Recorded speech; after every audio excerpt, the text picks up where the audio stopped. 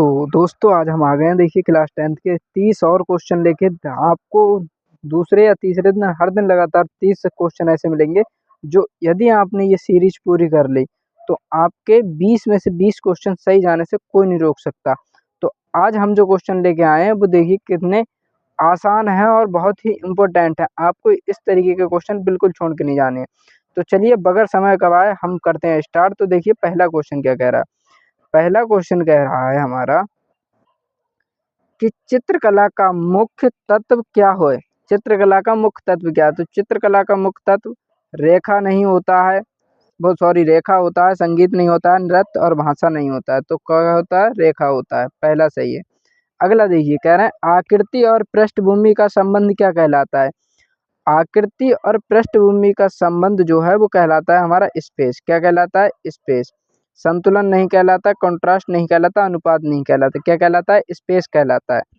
अगला देखिए कह रहे हैं तीसरा क्वेश्चन कह रहे हैं जो बहुत ही काफी बार पूछा गया है। कह रहे हैं लैंडस्केप का अर्थ का क्या अर्थ है, या फिर ऐसे पूछ लेंगे कि प्राकृतिक चित्र में किस चीज का उपयोग करते हैं, मतलब किस चीज का हम चित्र बनाते हैं। तो लैंडस्केप किससे मतलब प्राकृतिक से।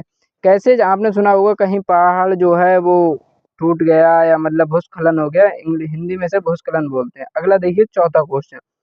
चौथा क्वेश्चन कह रहा है चित्र में समानता का भाव क्या होता है। समानता का भाव, समानता का भाव होता है एकता, लेकिन समानता का जो दूसरा अर्थ होता है वो होता है संतुलन या समानता। ठीक है। अगला देखिए पांचवा क्वेश्चन। पांचवा क्वेश्चन क्या कह रहा है, ताड़पत्र चित्र किससे संबंधित है। तो ताड़पत्र चित्र डिजिटल कला, ये तो हमने पहले कभी नहीं सुना है। मूर्तिकला और संगीत नहीं, इन तीनों में से किसी से नहीं है। ये किससे, लोक कला से। किससे, लोक कला से। तो चलिए अब हम चलते हैं क्वेश्चन नंबर 6 की तरफ।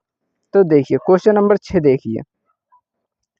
क्वेश्चन नंबर 6 कह रहा है पेंसिल में एच का अर्थ है। तो पेंसिल में एच का अर्थ क्या होता है, हैवी होता है, हार्ड होता है, हाई होता है या हीट होता है। आपने देखा होगा HB2 HB इस तरीके से पेंसिल जो है आती हैं। तो उसमें एच का मतलब पूछ रहा है, ये एच का मतलब क्या होता है। तो एच का मतलब होता है हमारा हार्ड। क्या होता है एच का मतलब, हार्ड। अगला देखिए कह रहा है आकृति का बाहरी भाग क्या कहलाता है। तो आकृति का सबसे बाहरी भाग पृष्ठभूमि अंदर का भाग कहलाता है, केंद्र और मसला होता है, फ्रेम भी और मसला होता है। क्या कहलाता है, सीमा रेखा। क्या कहलाता है, सीमा रेखा। आकृति का बाहरी भाग क्या कहलाता है, सीमा रेखा। अगला देखिए अगला क्या कह रहा है।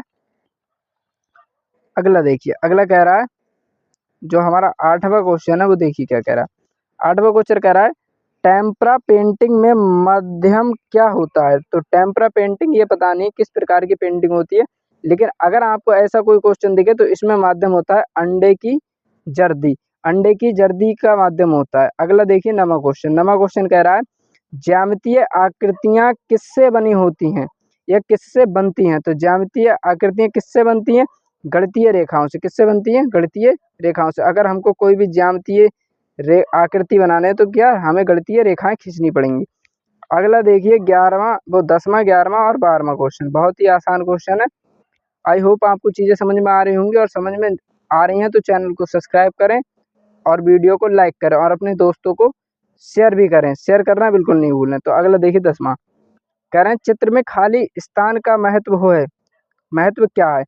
तो चित्र में खाली स्थान क्या कहलाता है, रेखा, रंग, बनावट, कुछ नहीं। क्या कहलाता है, स्पेस। कहते हैं खाली स्पेस। अगला देखिए 11वां, रंगों की तीव्रता क्या कहलाती है। तो आपने सुना होगा जैसे लाइट की अगर ज्यादा तीव्रता हो जाए, प्रकाश ज्यादा चमकने लगे तो उसे कहते हैं इंटेंसिटी। वैसे ही क्या है, अगर रंगों की तीव्रता ज्यादा हो जाएगी तो उसे क्या कहेंगे, इंटेंसिटी। फिर कहना है फ्रेस्को चित्रण कहाँ होती है। फ्रेस्को चित्रण कहाँ होती है, सूखी दीवार पर, गीली दीवार पर, कागज पर या कपड़ा पर। तो ये होती है कौन सी, गीली दीवार पर। ये एक ऐसी चित्रण है या ऐसी कह सकते हैं आर्ट है जो कौन सी होती है, गीली दीवार पर होती है। तो चलिए अब हम चलते हैं 13वीं क्वेश्चन की तरफ। कौन से क्वेश्चन की तरफ, 13वें क्वेश्चन की तरफ। देखिए 13वां क्वेश्चन क्या कह रहा है। कह रहे हैं चित्र में आकर्षण का केंद्र क्या है। चित्र में आकर्षण का केंद्र क्या कहलाता है। तो चित्र में आकर्षण का केंद्र कहलाता है हमारा फोकल पॉइंट। क्या कहलाता है, फोकल पॉइंट। इसमें हमने डायरेक्ट मतलब सीधे सीधे लिखे हैं क्वेश्चन, लेकिन उससे इतना बड़ा इम्पैक्ट नहीं है। आपको जो ध्यान रखना है वो ये ध्यान रखना है कि क्वेश्चन का आंसर क्या है। आपने सीधा लिखा है या टेढ़ा लिखा है उससे इतना फर्क नहीं है। सिर्फ और सिर्फ तुम्हें ये ध्यान रखना है कि क्वेश्चन कह क्या रहा है और इसका आंसर क्या है। ठीक है, तो चलिए देखिए आगे। अगला क्या कह रहे हैं कलात्मक संतुलन कितने प्रकार का होता है। तो कलात्मक संतुलन कितने प्रकार का होता है, 2 प्रकार का होता है। फिर कह रहे हैं ब्लेंडिंग का अर्थ है, ब्लेंडिंग का अर्थ क्या है, काटना, ब्लीडिंग नहीं है ब्लेंडिंग है, तो काटना नहीं है, क्या है, रंग भरना, क्या है, रंग मिलाना। इसका अर्थ क्या है, रंग मिलाना। कह रहे हैं स्केचिंग का उद्देश्य क्या है, तो स्केचिंग का अर्थ होता है, जैसे आपने देखा स्केच बनाया, तो स्केचिंग का अर्थ होता है प्रारंभिक रूपरेखा बनाना। क्या बनाना, प्रारंभिक रूपरेखा बनाना। तो 16 क्वेश्चन तक हमने बहुत ही आसानी से याद कर लिए। अब देखिए 17वां क्वेश्चन, इसके आगे हम इस तरीके से लिख के लाए एक ही उसमें, ये क्वेश्चन आपको डायरेक्ट याद रखने पड़ेंगे या हम कह सकते हैं रट्टा मारना पड़ेगा। ठीक है, तो चलिए देखिए 17वां क्वेश्चन देखिए। कह रहे हैं कला में प्रयोग क्या कहलाता है, कला में प्रयोग क्या कहलाता है, नवाचार। क्या कहलाता है, नवाचार। अगला देखिए कोलाज, कोलाज किससे बनता है, कोलाज कागज और किससे बनता है, कागज और चिपकाकर। कोलाज शब्द अगर जहां दिख जाए तो कागज चिपकाकर बनता है ये कोलाज। फिर कह रहे हैं कला का उद्देश्य, तो कला का उद्देश्य क्या है, सौंदर्य और व अभिव्यक्ति। जो हम आर्ट बनाते हैं, जो भी हम कला चित्रण करते हैं, उसका मेन उद्देश्य है सौंदर्य व अभिव्यक्ति। फिर कह रहे हैं प्रकृति चित्रण, प्रकृति चित्रण में क्या आता है, लैंडस्केप। अभी देखिए हमने देखा था पिछले एक क्वेश्चन में कि लैंडस्केप। फिर कह रहे हैं व्यक्ति चित्रण, व्यक्ति चित्रण क्या होता है, पोर्ट्रेट। आपने देखा होगा पोर्ट्रेट करते हैं कैमरे में, तो कैमरे में उसका पोर्ट्रेट का मतलब क्या होता है, केवल एक ही व्यक्ति पर फोकस करता है, तो व्यक्ति का चित्रण क्या होगा, पोर्ट्रेट। अगला है वस्तु चित्रण, तो वस्तु चित्रण क्या है, क्या है, स्टिल, हाँ स्टिल लाइफ। क्या है, स्टिल लाइफ, इसे बोलेंगे स्टिल लाइफ।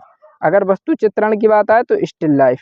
ठीक है, स्टिल माने शायद रुका हुआ होता है, और लाइफ, जब वस्तु का चित्र बनाएंगे तो स्टिल लाइफ, रुका हुआ चित्र मतलब ऐसी चीज जो रुकी हुई है वो वस्तु है। अगला देखिए 23वां क्वेश्चन कह रहे हैं चित्र में रेखाओं की मोटाई क्या दर्शाती है, बल। चित्र में रेखाओं की मोटाई क्या दर्शाती है, बल। अगला देखिए चित्र का किनारा किसे क्या कहते हैं, बॉर्डर। चित्र के किनारे क्या कहते हैं, बॉर्डर। रबड़ का उपयोग क्या करते हैं, ये तो एनसीकेजी के बच्चों को भी पता होगा, रबड़ का उपयोग किस में करते हैं, मिटाने में करते हैं। रबड़ का उपयोग किस में करते हैं, मिटाने में करते हैं। अगला देखिए 26वां क्वेश्चन कह रहे हैं सफेद रंग का प्रतीक, तो सफेद रंग किसका प्रतीक होता है, शांति का। लाल रंग का प्रतीक, लाल रंग वैसे गर्म रंग होता है, लेकिन इसका प्रतीक क्या है, इसका प्रतीक है ऊर्जा।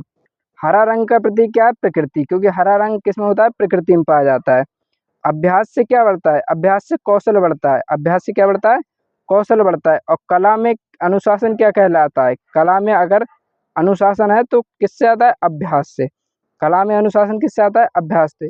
तो आई होप आपको ये 30 क्वेश्चन बहुत ही आसानी से समझ में आए होंगे, 30 में से 30 आपको याद हो गए होंगे। और हमारे चैनल से जुड़िए और चैनल को सब्सक्राइब कीजिए, और इसी तरीके की वीडियो हम हर रोज लाएंगे आपको। 30 क्वेश्चन देखिए इस वीडियो में 30, एक 50 की हम सीरीज लेके आए हैं, एक 30 की हमने एक और अपलोड कर दी है, और 30 की होगी, तो आपके लगभग 100 क्वेश्चन हो गए। अगर आप ये 100 क्वेश्चन तैयार कर लेते हैं और अगर आगे और भी आएंगे, तो 100 में से आपके 15 नंबर, जो 15 नंबर का आएगा वो तो कंफर्म हो गया। अब जो 5 का बचा, वो कभी कभी कहीं और से पूछ लेते हैं, तो उसका हम करेंगे अभी, वो 5 का हम आगे करेंगे, कैसा क्या करेंगे। आई होप आपको ये सभी चीज़ें समझ में आएंगी। तो चलिए आज के लिए इतना ही, पढ़ते रहिए और आगे बढ़ते रहिए, और चैनल को सब्सक्राइब करना मत भूलिए।